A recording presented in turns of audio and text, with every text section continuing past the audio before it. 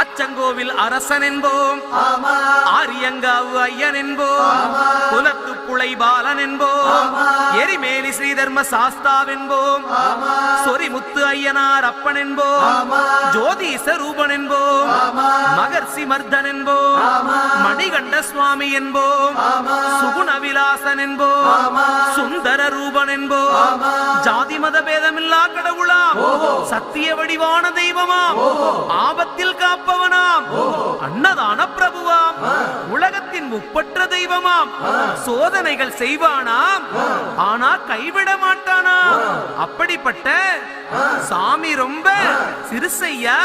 ஆனா சக்தி ரொம்ப